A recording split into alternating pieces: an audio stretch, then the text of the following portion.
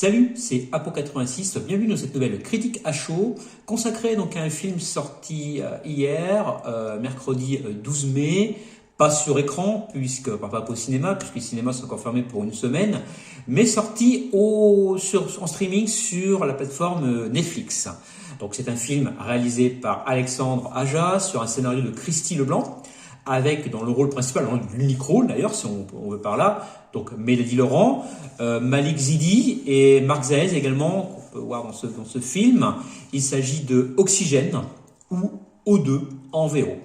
Alors, ce film raconte quoi? Donc, l'histoire d'une jeune femme qui se réveille seule dans une unité cryogénique défaillante, puisqu'il ne reste plus que 35% d'oxygène. Elle ne sait plus qui elle est, ni comment elle est enfermée dans cette capsule, et elle va devoir donc assembler un petit peu sa mémoire, assembler les pièces d'un puzzle pour espérer sortir de ce cauchemar. Alors, qu'est-ce que j'ai pensé de ce film? Eh ben, c'est pour moi un très bon film. Un excellent thriller, cauchemardesque, claustrophobe, on va dire pour ça, voilà, je l'appeler comme ça. C'est pas son premier coup d'essai, Alexandre Aja, qu'on a pu connaître dans La Colline des yeux, par exemple, également dans Piranha 3D, c'était autre chose, et Crawl également. Donc il n'est pas son coup d'essai, c'est un spécialiste un petit peu de ces thrillers claustrophobes. Mélanie Laurent joue une amnésie prisonnière, pas trop mal, pas trop mal dans son rôle. Le film, moi je l'ai bien aimé, il aurait pu sortir vraiment sur grand écran à une semaine près, c'est dommage. Il aurait mérité d'ailleurs une affiche au cinéma. C'est un peu ce film, enfin on peut le voir comme un puzzle, donc c'est pour ça que je reviens un peu sur ce que je vous dis tout à l'heure dans le synopsis. C'est vraiment un puzzle, on se retrouve avec une toile blanche au départ, avec plein d'éléments dans tous les sens, on ne sait pas trop où on va. Et puis peu à peu, quand la Mélanie Laurent assemble les pièces de ce puzzle, on va savoir qu'il y a des fausses pistes quand même. On nous met sur des fausses pistes dans ce film. Il faut savoir un peu, savoir où on va, de pas se tromper de voie. Plus on met les éléments ensemble, plus on se retrouve sur une histoire construite qui tient la route et ce qui monte crescendo. Voilà, on se retrouve vraiment avec un très très bon film.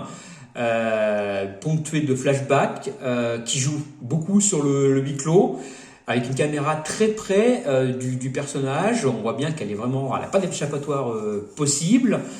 Dès qu'elle essaye de trouver une piste, toc, non, c'est pas bon, ça va pas. Il y a l'ordinateur Milo qui lui dit non, pas possible, etc. Donc on se demande, est-ce que tu vas trouver la solution? Vraiment, c'est vraiment jusqu'à la dernière minute vraiment qu'on nous tient vraiment en suspense sur ce film. C'est du très grand Alexandre Aja, vraiment, un très très très bon film.